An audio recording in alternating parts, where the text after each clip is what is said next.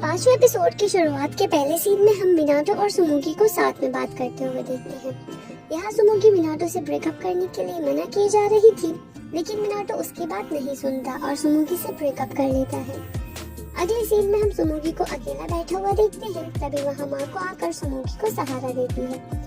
अगली सुबह हम देखते हैं कि सुमुगी मिनाटो को कॉल करती है और कहती है कि मैं अपना कुछ सामान तुम्हारे घर भूल गई थी, क्या मैं आ जाकर उसे ले सकती हूँ। मिनाटो इसके लिए हाँ कर देता है। अगले सीन में हम मोए और हिकारू को बात करते हुए देखते हैं। यह मोए की माँ मुझसे पूछती है कि वो लड़का कौन था। मोए उन्हें बताती है कि वो सकुरा की एक्स गर्लफ्रेंड का छोटा भाई था और उसे यही लग रहा है कि उसकी बहन का ब्रेकअप सकुरा की वजह से हुआ। उधर हम सुमुगी को मिनाटो के घर पर देखते हैं, जहाँ वो अपना सामान पैक कर रही थी और अपनी और मिनाटो की पुरानी बातों को याद कर रही थी। वो मिनाटो को कहती है कि जब तुमने मुझे अपनी फीलिंग्स कन्फेस की थी तब मैं शॉक रह गई थी, लेकिन मैं उस वक्त खुश भी थी। मिनाटो उससे कहता है कि तुम झूठ बोल रही हो, मेरा प्यार हमेशा से ही वन साइडेड था। सुमुगी उससे कहती है कि नहीं, अब मेरा प्यार वन साइडेड हो गया है। अगले दिन हम सुमुगी को साइन लैंग्वेज क्लास में देखते हैं, जहाँ वो एकदम चुप बैठी थी। सुमुगी के सर उससे पूछते हैं कि क्या कुछ हुआ है। तब सुमुगी उनसे कहती है कि मेरा ब्रेकअप हो गया। सुमुगी के सर पूछते हैं कि क्या मिनाटो से।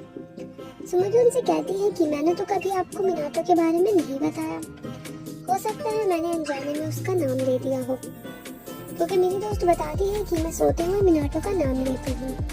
सुमुगी के सर उससे कहते हैं कि जब हम किसी इंसान का नाम इस तरह से लेते हैं तो इसका यही मतलब होता है कि हम उससे बहुत प्यार करते हैं। ये सुनकर सुमुगी थोड़ा उदास हो जाती है। सीन में हम देखते हैं कि सकुरा सुमुगी को मैसेज कर उससे मिलने के लिए कहता है, लेकिन सुमुगी उसके मैसेजेस का कोई भी रिप्लाई नहीं देती।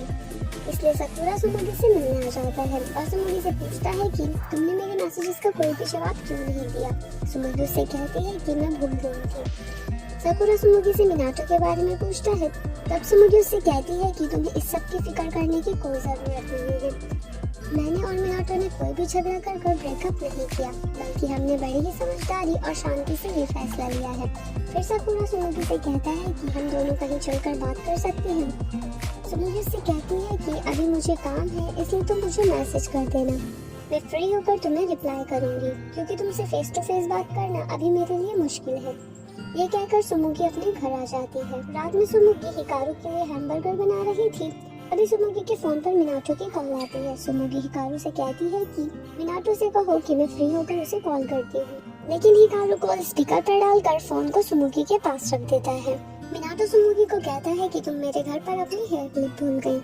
सुमुगी कहती है कि उसे फेंक दो।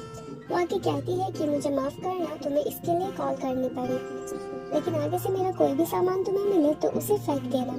मिनाटो हाँ कहकर बाय बोलता है, लेकिन सुमुगी एकदम उससे कहती है कि मैं अच्छे से खाना खाऊंगी और अच्छे से सोऊंगी। मिनाटो ज्यादा कुछ बोलता नहीं और चुप ही रहता है।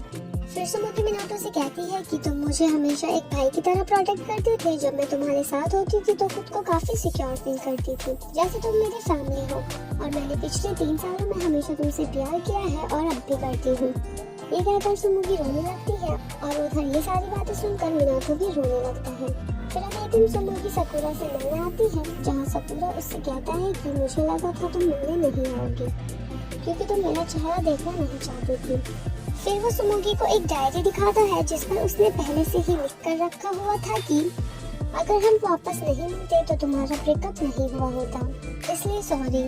सुमुगी सकुरा से कहती है कि इसमें तुम्हारी कोई भी गलती नहीं है, हम दोनों खुशी खुशी अलग हुए हैं। वो आगे कहती है कि मुझे भूख लगी है, हैमबर्गर छोड़कर कुछ भी खाने के लिए चलते हैं, क्योंकि सुमुगी मिनाटो के साथ ही हैमबर्गर खाती थी। और यही पर एपिसोड एंड हो जाता है।